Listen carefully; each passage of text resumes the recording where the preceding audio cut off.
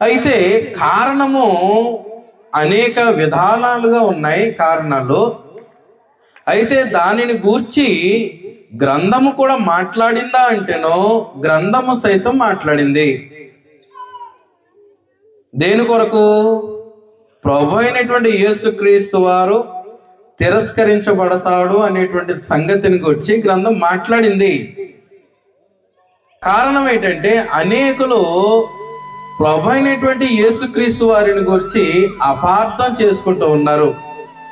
ఆయన యొక్క గొప్పతనం ఏంటో, ఆయన యొక్క అధికారం ఏంటో, ఎందు నిమిత్తము, ఎవరి నిమిత్తము ఆయన తన ప్రాణాన్ని సైతము అర్పించేసుకోవాల్సినటువంటి అవసరం వచ్చిందో, ఎందు నిమిత్తము ప్రజలందరూ కూడా పరిశుద్ధంగా ఉండాలి, పరిశుద్ధులందరూ ఒకే ఐక్యమైనటువంటి సమూహముగా సమకూర్చబడాలి అనేటువంటి ఉద్దేశంతో కలిగి ఉన్నటువంటి పరిశుద్ధత పాడైపోకుండా దానిని వృద్ధిపరచుకునేటువంటి విషయంలో ఒక స్థలాన్ని ఏర్పాటు చేశాడు.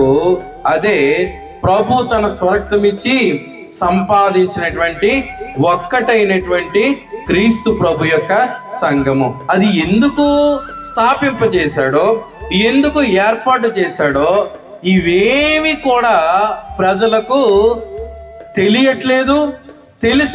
ఆసక్తిగా తెలుసుకునేటువంటి ఆలోచనలు సైతము వారు చేయలేనటువంటి పరిస్థితులలో రక్షకుడైనటువంటి ఘనుడైనటువంటి యేసుక్రీస్తు వారిని గురించి ఈనాడు అపార్థాలు ఎదురవుతూ ఉన్నాయి.